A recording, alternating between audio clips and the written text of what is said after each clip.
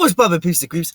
Today, we're gonna be breaking down BMF Season 2, Episode 6. If you enjoyed the vid, like, sub. Again, sorry I haven't been uploading like that. I actually made recap videos for Episodes 4 and 5 because I thought when Lucille fucking pulled that prayer out on that nigga Lamar at the end of Episode 5, she broke that nigga down like an ounce of weed. But, I've just been busy as fuck. My microphone also broke and I can't get a new one until this Tuesday, so I do apologize for the audio quality. Bro, probably sound like we listening to this shit in a goddamn toilet. But the good news is, your boy beat the fucking case. They're dismissing my fucking case, bro. Like, for the last, week and a half, I was like, fuck, I'm pretty sure I'm about to violate probation. If I violate, then, they send me to prison for 2 years. So I was pretty sure I was going down. But, it don't matter what I was charged with. They dropped that shit, nigga. So, your boy in the fucking clear, nigga. Not a cloud in sight. Anyway, I'm just happy as fuck. I'm happy. I'm free. Anyway, let's boogie. Oh, shout out that nigga Moviebot too. Even though that nigga don't fuck with me, shout out that motherfucker.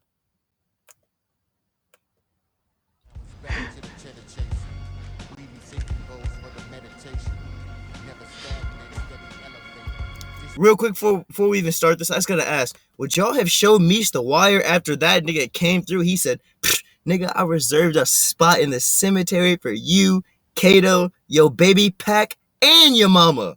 He said, y'all can spend forever together in the dirt. Like, Jesus Christ, nigga, like, Jesus Christ. And that right there is what made B Mickey be like, holy shit, this is my day one, nigga. Like, what the fuck, nigga? Like, I would have been like, I would have tucked that hat on nice and tight. You know what I'm saying? Made sure the wire was getting the ultimate feedback and all that shit.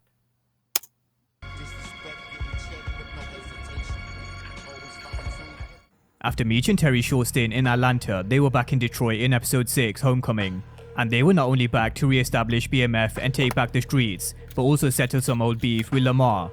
Now, not only did this confirm that Meech and Terry were back on the same page, this also confirmed Terry's full commitment to BMF. As he said at the end of Episode 5, he never left because once you taste the game, you never lose the sensation. But where Meech and Terry planned to set a trap and end Lamar for good with the help of the PA boys, which was one of their tasks in Episode 6, because for as long as Lamar was around, they were in danger, and so were their family. Now, Lamar himself was causing terror with a new little friend and bodied anybody who came in his way, but arguably the biggest moment was B Mickey's double life coming to an end because he could no longer handle the guilt. So with that being said, let's get into all things BMF Season 2, Episode 6. Do y'all think it was foreshadowing that Meech came with them fucking grave spots and shit? Because I know we just seen B Mickey get kidnapped at the end of the episode. Do y'all think we finna see a B Mickey pack? Should I order my R.I.P. B Mickey t-shirts today? Now, we return to Detroit with Meech and Terry on... Oh, also, shout out my man Marcus Devanahan. I had, I'm on my other channel, you know what I'm saying? I meant to fucking respond back to your comment about Tommy being a snitch. I had totally fucking forgot about that shit. But, I'm not sure, bro. I'm not sure. You know, that's really weird because, you know, he put that shit in the fucking car and whatnot. But I mean, I don't know, man. Tasha, cause that, I'm gonna make a separate video on that just for you, my nigga. Cause I don't know. That's kind of iffy, bro. But in my opinion, if you really this ultimate street nigga, bro, if you catching bodies, you doing all the dirt in the world, well, what's snitching, nigga? You know what I'm saying? That's just, to me, that's one of the most savage things you can do. But anyway, I'm not no street nigga though, so, or maybe I am. Fuck me. This ain't about me. On the streets looking for blood because they couldn't believe Lamar got close enough to the Flannery home where he could have caused some real damage. But thanks to Lucille, who showed how powerful a prayer really is, she remained unharmed. But even though Lucille escaped near death, Meech and Terry were strapped and they wanted to draw. Like I said, Lucille broke that nigga down like a gram of weed, nigga. First blood, and in Terry's narration, it gave us an insight into where his mindset was while they were on the hunt for Lamar. The game challenges every single rule you set yourself, and sooner or later you're gonna have to break one of them, which is where Terry's state of mind was at this moment. He's gone from one extreme of not being in the game to the other. Now, Alvin warned Lamar that the Flannerys were out on the streets sending a clear message, but Lamar's not someone who hides from a fight. In fact, he's someone who thrives in battle, and he actually had the upper hand. The BMF crew was splintered because of the drug drought, and with Meech and Terry out in Atlanta, Lamar got control over the whole hood. Now, what made Soki's death real sad at the beginning of episode 6 was the fact he was supposed to drop his son off to basketball, but Lamar had other ideas, putting 2 rounds into the chest of Soki, and he was no more. Hoop was in disbelief, and so were the rest of the BMF. And so Lamar was proven to be a huge problem, not just because he's a threat to the lives of Meech, Terry, and everybody around them, but with Lamar on the streets, it's almost impossible for them to expand and concentrate on their business. Now, Also, just real quick, just kind of like going off what he's saying about how dangerous Lamar is. Do y'all remember when Alvin fucking was talking shit to the dog and Lamar's like, nigga, you gonna say sorry to this dog? I'm gonna beat your ass right now. Like, yo, Lamar killed Slick last season. That was the only nigga who was really backing him. I mean, y'all think he goes? Nah, bro, nah, not his cousin. He not gonna turn his cousin's water off, is he? Y'all let me know in the comment section. Y'all think Lamar would kill Alvin? regardless of them knowing it was Lamar, there was no way they were snitching, and you could tell there was no love lost between Detective Brian and Meech. Now, I'm saying, I thought them niggas was about to kiss! While the BMF lost a soldier, Lamar gained one. Blackie! I really wouldn't be surprised if Lamar did bite back, because that's exactly what he did to the owner. Jesus Christ, I'm sorry, I just gotta, just hold up. I really wouldn't be surprised if Lamar... That nigga looked like Blackheart from Ghost Rider, bro, a spawn of hell. That nigga looked pure evil. The Demon of Detroit. Ain't that what they called him? Lamar did bite back, because that's exactly what he did to the owner. This crazy Lamar bit and spat his ear out. Just think oh my god, I totally forgot about it. He went Mike Tyson on this nigga. About that for a moment. Lamar bit and spat his ear out. So Lamar's presence continues to bring fear amongst everybody in the street, which is why Meech had to make a play, and he did so by helping the PA boys during Souls Night by having their back. Now, at the end of episode 5, Terry made a clear choice. He was back in the game, and that's something Wanda actually accepted.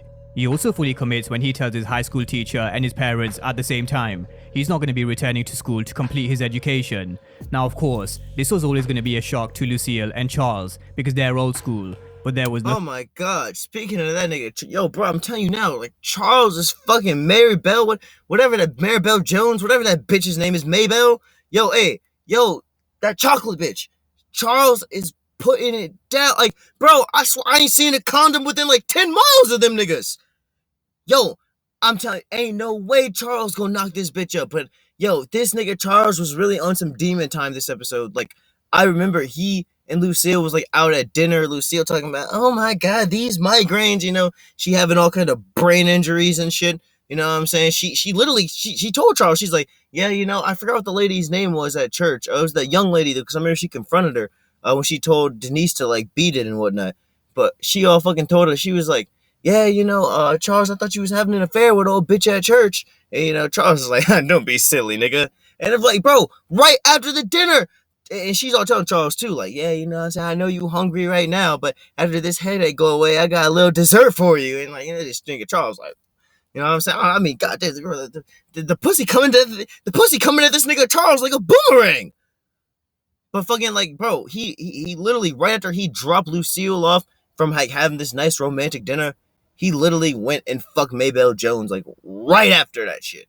Like, right after, he's like, yeah, we can't do this no more. She's like, you can't even look at me, nigga. Tell me that shit to my face. Look me in the eyes and say, Charles turned around, and instead of fucking giving her a goodbye speech, that nigga gave her some penis! There was nothing they could do or say to change his mind, and Terry's return and full commitment to the BMF couldn't have come at a better time for Meech, especially because B. Mickey was MIA. Now, B. Mickey's been struggling ever since Detective Brian told him that Kato was carrying his unborn baby when he pulled the trigger, and his nightmare may end up being a foreshadow of what's to come for B himself. This was a nightmare which was interrupted by Meech, and B. Mickey told him how Kato was carrying his seed. Now, as much as B was hurting, Meech got down to business because they locked in a new connect in Atlanta. But B. Mickey was never happy with how Terry just returned to the BMF and given the top spot back that B. Mickey held for so long. So let's continue with how B. Mickey's double life finally came to an end, because things only got worse when he agreed to trap Meech for Detective Brian and Jin. Now, earlier in the episode, Detective Brian took 2 bricks from the evidence room to bust Meech with, and with Jin looking on, she got down to the bottom of what he was up to, and she was all in because she wanted a win. So after Bryant lied to Jin about Kevin paging him, she followed him to B Mickey's place because she always had this trust issue knowing that Bryant was never fully honest with her with what he was up to, but now they were on the same page. Although two characters who weren't on the same page were Meech and B Mickey, because they've not been seeing eye to eye for a while, which is why he agreed to wear a wire. Now when Meech presented him with a burial spot for Kato and his mom's for whenever she passes, it changed B's mind. I'm trying to show you how much I appreciate you, B, for everything. This is the moment the game changed for B. He had this look of guilt and realized what he was doing was wrong, which is something he knew from the get-go. He knew he was backed into a corner, and whether he continued snitching or revealed the truth to Meech, there was only ever going to be one outcome. Now after Meech told him that they were expanding and how he was getting his own territory which made him his own boss, he was lost for words, because that's all he ever wanted from Meech. He wanted to feel appreciated and he wanted that respect. So with tears coming down from B Mickey's Oh, come on. MovieBot was getting fucking poetic with that shit. Fuck are we doing?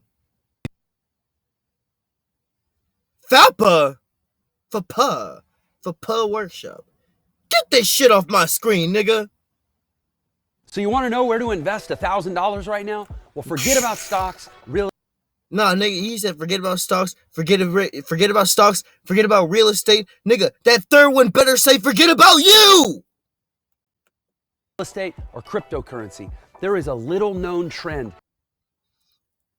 I swear, I'd rather fucking put my money in a goddamn Walmart toilet before I give you a penny, nigga.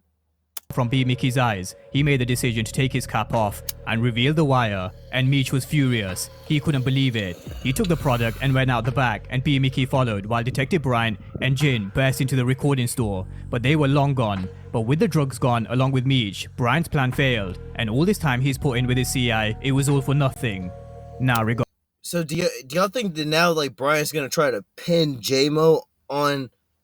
Do y'all think Bryant will try to pin J-Mo on B Mickey? Sorry, I had a little bit of a brain fuck. Smoking. But yeah. I mean, only because if he did that, like technically, then he has to admit that he's the one who dropped J-Mo off. So he's like basically implicating himself in a fucking murder. And then on top of that, I mean the Kato thing. Fuck that. Man, my nigga beat Mickey, bro. Yo, hey, for all y'all street niggas out there, like, let this be a lesson. It don't end pretty. It don't seem like it end pretty, at least.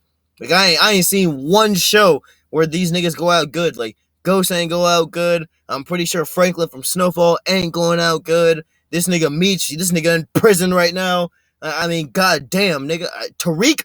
Y'all really think it's going to end good for Tariq? Now, regardless of how sorry B was, Meech said there's always a choice. He had a choice, but he knew now he had to get out of Detroit, but he couldn't leave without that nigga smoked his kid and baby mama for you. Cut the nigga some slack. Saying his goodbyes to his sick mother, and this is the sad part. And his mom too, bro. He did it. Bro, Detective Bryant was threatening to fucking basically throw his mom in Alcatraz. Like, I'm just saying, bro. Like, come on now. Cut that nigga some slack. Much as B Mickey is a snitch, he did so to protect his mother and give her the best possible care she could have in her final moments which B may never get to spend with her, or just like me said, he can join them in the burial site where they could all be together. So let's see what happens in the aftermath after B was taken. Now, coming back to Lamar, Monique did warn Meech that Lamar lives and breathes this street shit, meaning if they were gonna get Lamar, they couldn't just use street logic, they had to go at him with an angle he wouldn't expect, and she was right. Lamar is definitely not no ordinary guy in the street. He's ruthless, and it's his way and only his way, which was reaffirmed when he made Alvin apologize to Blackie. But with the PA on his side, Meech thought he could bring down Lamar. But Monique did warn you can't just go at Lamar as you normally do in the street. And notice similar to how if you called him crazy in season 1, he'd lose it. The same could be said if you called his dog a mutt. And so we saw him handle the two PA boys knowing full well Meech sent them. So now Meech, Terry, and the rest of the BMF, as well as the PA boys, better watch their backs. Yo, if this nigga Lamar pop back up at Meech house, yo, y'all think a prayer gonna work again? Y'all think Lucille's prayer gonna break that nigga down the same way a bulldozer break down a construction site? Nah, not a second time, nigga. But I don't know. Lamar changing, you know. I like because we kind of like I found myself for the first time when I'm like hearing about his mom and like he's seeing him like, hey, yo, dog, you know, you hurt just like me, nigga. Like, you know, I'm kind of I'm not rooting for this nigga yet, but I'm kind of like, oh, Lamar, you know what I'm saying? You kind of, you know, you can't help but feel a little bit of pity for the nigga. Now elsewhere, they had problems with their business after their new technique they learned in Atlanta, which allowed them to double their product. Boots customers came back not too happy that their customers were complaining about their weight not being right and how their high was too low. But not only that, with Sockie now dead and this shit with Ding, he felt as if things were falling apart. But Meech did put it into perspective that Ding folded. He also made a visit to K9 for a re-up, but he overheard some issues that he was having with Cena, his Colombian. Oh my god, yeah, because like K9 owes Cena $20 million, and K9's refusing to pay it. He told that nigga, he literally, bro, this nigga been bumping too much Pooh Shiesty. He told that nigga, he said, he want that money? Yo, tell that motherfucker come get that shit back in blood. I'm like, nigga, you're from Detroit, not Memphis. The fuck are you doing? Yo, that nigga, bro, do y'all see a ski mask on that nigga? Colombian Connect. He owes him 20 million and he's not paying up. In fact, K9 said come and take it in blood. Now, not only is K9 crazy for not paying the Colombians too much Pooh Shiesty. Like I said, bro, like K9 the type of nigga to be at the fucking beach with a ski mask on. Like I said, yo, what's up with niggas doing that? I'm not trying to get off subject, but yo, like I swore on everything, bro. Like I was in fucking, I ain't gonna say why it fucking don't matter where I was. I was in Vegas, nigga. Like I said, and it's like it's like July, nigga. So it's like it's hot. You know what I mean? I'm in shorts. I'm in fucking like slides with socks on because I'll never have my toes out around the bros. But nigga, I'm telling you now, I see a group of niggas walking by me. I see this one nigga. I can see the dread imprint through his ski mask, and I'm like, why is this nigga wearing the ski mask? This nigga is not going skiing. But anyway, what they're owed. But me sensed an opportunity to get to the plug himself. But Terry wasn't down because it's way too risky. Who knows what beef it could cause with K9, and that's the last thing they need with Lamar on the street. K9 and Lamar, both after them. Now, romance was in the air. Yeah, and I think that's a bad idea for me to try to go like take up business with fucking Cena because I mean, man, y'all remember how K9 handled that coach, right? Like I said, he was like, "Oh, nigga, you like coaching? Shit, nigga." Like I said, bro, hey, I'm gonna send you to a place where you can go coach the greats, nigga. What the fuck? Damn, that nigga almost crashed out. Why nigga speeding, bro? What the fuck? Anyway, nigga thought he was fucking like Need for Speed or some shit. But yeah, K9 pretty ruthless. The only way I can see that shit working with him and Meech is like possibly if like Meech just went behind K9's back and paid the 20 million, which is, I mean, Jesus Christ, $20 million? Nigga, that's Scarface money. But and even then, like, if he did that, I kind of could see K9 still being like, yo, what the fuck you think? You know what I'm saying? Like, I can see him turning up on Meech still. So, I don't know, man. I think Meech should just step out and leave this one alone. But it's Big Meech, nigga. In the air for a few of our characters. But even though Terry and Markeisha were getting closer, Markeisha couldn't do it anymore because she needed to be financially secure. And that's something Terry can't give at this moment in time. Which is why I think he may end up changing his mind on Meech's plan. Especially after he finds out what Wanda and her mom are up to. She basically told her to be done with Terry. Now, keeping tabs on Terry and Markeisha was Detective Brian and Jim. Yeah, and why was Wanda like grabbing that nigga's belt and gathering all that nigga's shit? Like, what's up with that? Who sensed an opportunity. If Terry is stepping out on his lady, maybe we can use that to manipulate the situation. Very cunning, but smart. Now, romance also seemed to be in the air for Detective Brian and Jin, as well as Charles coming back for round 2 with Maybelle after things were. Yeah, I almost forgot. Yo, man, how can we not shot my nigga? I gotta take a shot for my nigga, bro. It's only wine, but nigga, I gotta. Yeah, Detective Jin was sitting there talking about what makes you think you could handle this. That nigga Detective Brian came there. He was like, "Bitch, I can handle anything." Like I'm telling you, that nigga came in, bro. That nigga was so fucking hard. I'm telling you now, bro. That nigga was about to fuck her for like the next year. God damn, that nigga Detective Bryant, he deserve it, my nigga. Like, if anybody deserve it, he deserve it. That nigga looks stressed. That nigga got bags under his eyes like Batman. Things were finally started to get back on track with his relationship with Lucille. Lucille admitted that she thought he was having an affair with Sister Riley, and he called that crazy. He said he wasn't having an affair with Sister Riley, which to be fair to him was the truth, because he's actually having an affair with Maybelle. But at least he lasted longer this time round. But that's a breakdown of BMF Season 2, Episode 6, an episode where B. Mickey's double life was finally revealed, and one where a decision will have to be made on his fate. Meech has eyes to take the Colombian Connect and expand even further, but Lamar continues to be a problem on the street. Relationships are also taking a turn with Terry, Wanda, and Markeisha, and no doubt, Lucille and Charles will follow after his round 2 with Maybelle. So drop all your thoughts down below in the comment section on all things BMF Season 2 Episode 6. And of course, if you are new to the channel and you haven't done so already, then remember to smash the subscribe button if you want. Yo, why movie but like got this fucking like, yo, what's up with everybody having like all this sad ass music up on here, bro? Like, I need to get some background music, but it gotta be like I said, like some like Sunday, Monday, happy days, Tuesday, Wednesday, happy days, or maybe like some baby making music, some some R. Kelly, some this is my song for real, no doubt, and the DJ's making me feel thugged out with that. What's that? Feeling on your booty? How would y'all feel if I had Feeling on Your Booty playing while I'm doing a BMF recap? Ha!